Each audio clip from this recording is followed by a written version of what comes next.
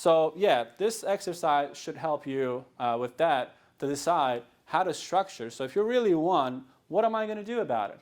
Then you narrow down your focus on that thing and give yourself, most importantly, is a time frame, right? So sometimes we do this, we understand that, oh, I'm really not good at sales. Okay, but I want to make initially, it was somebody's goal to make $5,000 a month. Was it you? Yes, 5,000. But in what time frame? Because if you don't, that's so important, right? I want to hit 5,000. Like, okay, when is that window? And that number doesn't have to be a day, like 39 days from now. But you got to, and you're not selling the story to me, you're selling it to yourself, right? It's got to be believable. If you're telling yourself, I'm going to make $25,000 in the next 60 days, do you believe that? Some people will believe that. Some people, like, yeah, bullshit. And you're saying that to yourself the moment that you release that commitment, right? Then you got to adjust it. Like, what is comfortable? That's why we have the BAMOS, right? Because goals, your goals will change over time. My goal first was to quit my job, and I was making $200,000 at the time. And I'm like, how do I find something that will make me $200,000 because it's already a lot of money? I'm like, oh boy, this better be lucrative. 2 months after that, I quit my job. And I didn't make $200,000. So that was disappointing. But I knew that for me to make that amount, I can't have the job and also make $200,000 in something else. So that made me realize that, right? But I always believed, listening to some coaches and mentors, right? So you got to just, make sure that you got to reach your potential first and then quit or burn. So there are two schools of thoughts on this. One says, burn the ships, quit, figure it out, right? Which is awesome, but it has to do with the personality type. If you're saying that to the wrong person, that person will get super depressed and then they lose it all. If you're talking to a super entrepreneurial person, that's going to give them fuel to go and get it done, right? So you have to be really careful who your audience is. So that's why, I came up with this BAMOS structure because I came up with it for myself. So how much do I need to survive? Because if my income drops drastically, my panic goes up. Then my panic goes up, my performance goes down. And then the chances of me failing goes up. That's a simple math. I'm like, okay, so then it's like a thermostat, right? So I need to feel okay in that room. Like, what's my ideal temperature? Okay, my ideal temperature, although I'm making 200,000, if I can make like 7,000 a month, it pays my bills. I'm not going to freak out. My wife is not going to freak out. She's not going to abandon me, right? So that's a comfortable number. So then my first goal is that. I know my stretch is making 1 mil. That was my goal, right? 1 mil.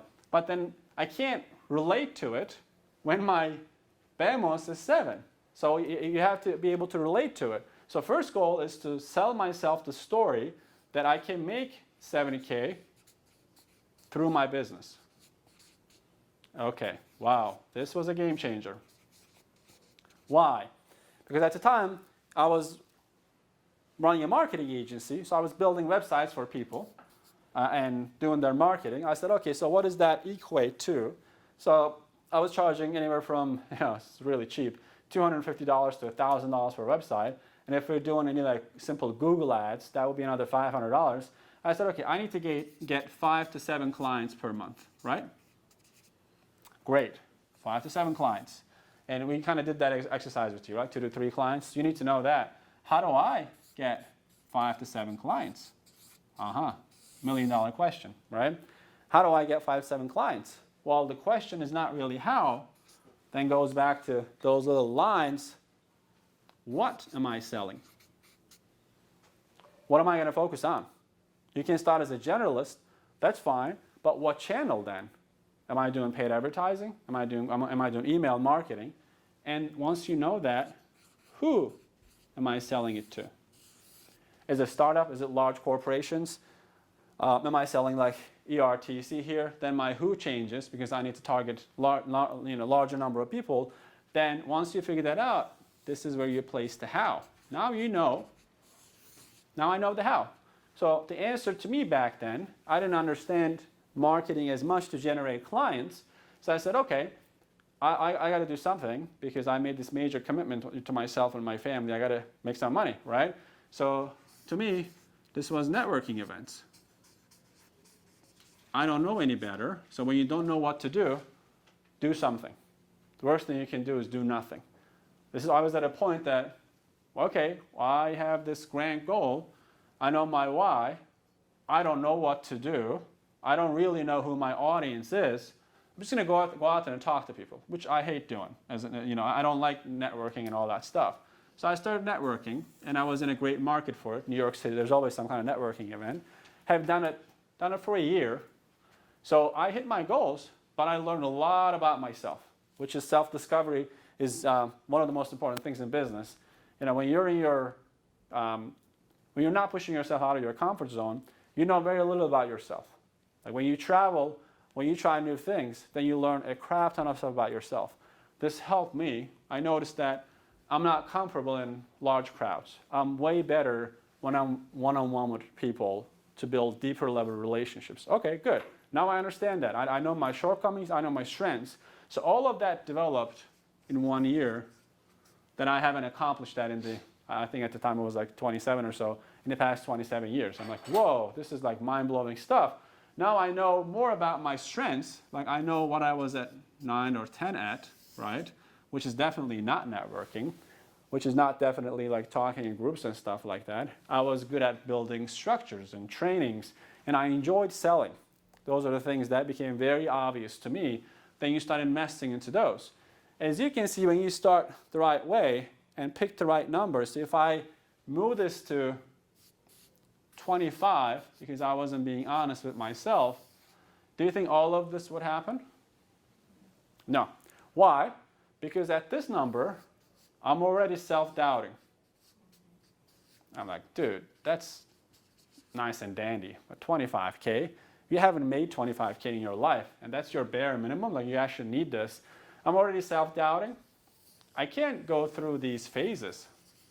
This needs to be really believable for me. Like if it is, and there's nothing to be embarrassed of this. This could be $1,000. Maybe you're just trying to prove to yourself that this business actually works. You want to make $100 maybe. You want to sell, for God's sake, like one credit repair deal and just get $100 in the door and be like, thank you. At least I know that people are actually making money. This is not scam. Maybe that's what you need. That's your BAM, right?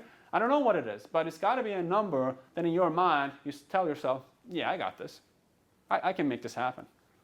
Then everything else, I'm not saying it becomes easier, but it becomes clearer for you to follow the pattern.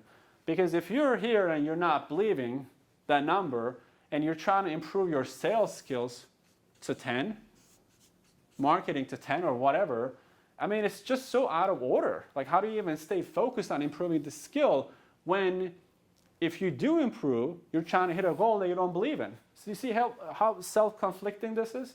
Like, it's not going to fit in. It's going to feel wrong. Then you're going to feel like you're hard selling people. Then you're going to just wake up with no energy. That's why I never claimed to be a motivational coach. I would suck at it, honestly, because those people usually just, a lot of rah-rah. And there's nothing wrong with that. Some people do need it. But I'm like, if you do this properly, you won't need external motivations because you get it. Like, all right, so that's not too bad. I've done whatever. I've been making 4,000, 5,000. We're all making money doing something, up to this part of our lives, right? So you just determine what that is. Then honestly, you don't need a lot of motivation to get going. Motivation is needed when you set the bar at the stretch. You don't have anything here, so there's a huge gap to jump you from this to this, and you're not feeling good about it. And you start freaking out. Some people freak out more than the others. Some people are overly comfortable. They just spread this out to like the next 5 years, and they think that's their life goal, which is pretty bad too. Does that make sense, guys? I know I drew a lot of stuff here, but. I got a question.